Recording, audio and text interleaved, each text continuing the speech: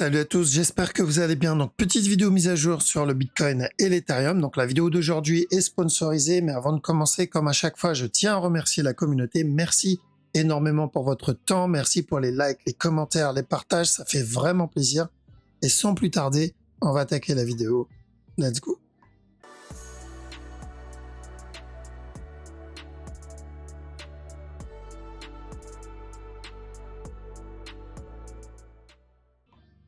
Ok, on commence avec la mise à jour du BGB, donc le coin de BitGet. En tout cas, bien joué à ceux qui ont réussi à avoir le trade. Donc on avait dit que l'objectif, c'était revenir péter ce top-là, et on l'a atteint. Donc le top est bien cassé.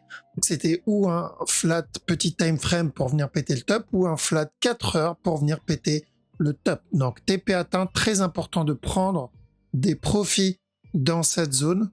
D'accord, parce qu'on commence à avoir une petite perte de momentum en petit time frame et de mettre le reste en break-even. Donc on monte le break-even au choix, le stop en tout cas, ou ici, peu importe, ça dépend où on est rentré. Donc là, il n'y a rien à faire. Il fallait rentrer à l'achat quand on l'a annoncé ici, où la dernière opportunité, c'était ici. Ok, mais pour le moment, inutile de rentrer à l'achat dans cette zone, c'est risqué vu la perte de momentum qu'on est en train d'avoir. Tant qu'on n'a pas pété ce bas-là, celui-là, donc le mouvement est encore haussier, il n'y a pas de raison de rentrer à la vente ici. Maintenant, attention ici, on peut avoir un petit flat et revenir tester ce bas-là, mais on est sur du 1 heure, voire du 15 minutes. Pour le moment, TP, break-even, et on attend la suite pour voir si on continue la hausse ou pas. Ok, en tout cas, bien joué à ceux qui ont réussi à prendre le trade jusqu'au bout. Ceux qui veulent ouvrir un compte chez BitGet, vous avez le lien dans la description si vous voulez profiter des 10% de remise sur les frais futurs et aussi des bonus d'inscription. Et on n'a toujours pas besoin de KYC pour le trading. Il suffit juste d'ouvrir un compte normal et commencer à trade. Ok, donc on va attaquer avec le Bitcoin. Alors, en ce qui concerne le Bitcoin, heureusement, donc la structure n'a pas vraiment changé malgré le FUD qu'il y a en ce moment, d'accord? Donc apparemment, notre ami Gary de la SEC, aka Monsieur Burns, est parti en guerre contre l'univers de la crypto, surtout contre Binance, Coinbase, il me semble KuCoin aussi. Après, il y a aussi des rumeurs comme quoi FTX 2.0 va revenir. Donc, est-ce que c'est une coïncidence ou est-ce que c'est juste une histoire de timing et de hasard? Je ne sais pas, mais on va voir ça de toute façon.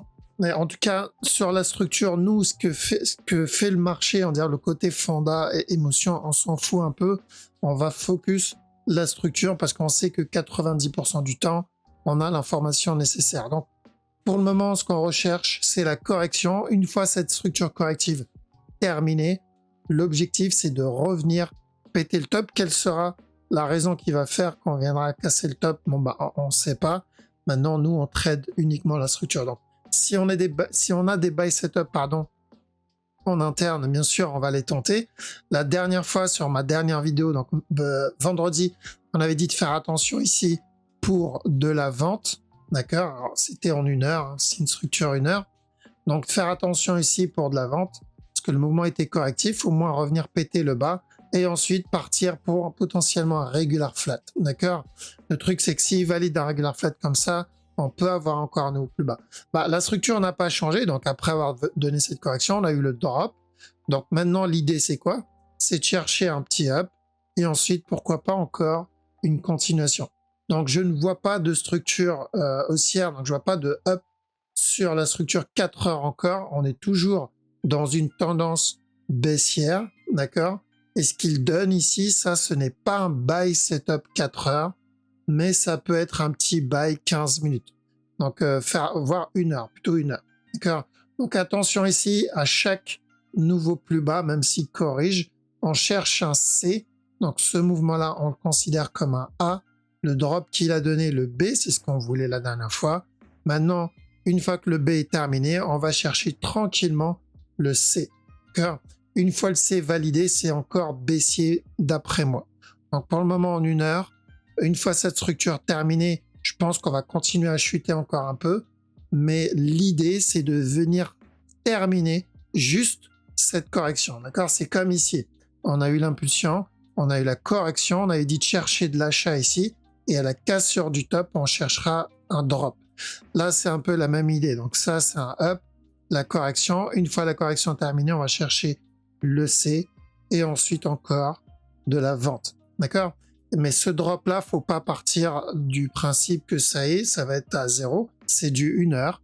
Ça ne changera pas grand-chose sur la grosse structure. On est dans une correction. Une fois la correction terminée, l'idée, c'est de revenir tester le top. Donc, à part si on a une grosse impulsion baissière, d'accord, vraiment, il faut que ça soit impulsif. Là, on pourra changer de structure.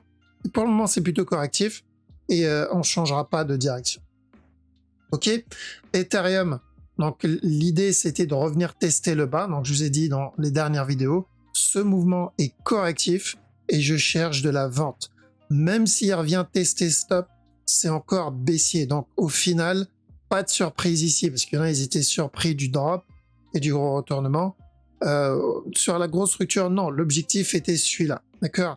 Donc même s'il venait péter stop, c'était la même direction. Pour le moment, plutôt propre ETH, malgré le FUD, la structure reste corrective, et tant qu'on est au-dessus de cette trend, donc la correction, on attend qu'elle se termine, et on cherchera, comme pour le Bitcoin, un nouveau plus haut. BNB aussi, d'accord? BNB aussi, rappelez-vous, la structure qu'on cherchait, donc on va cacher toutes ces flèches pour que ça soit plus propre.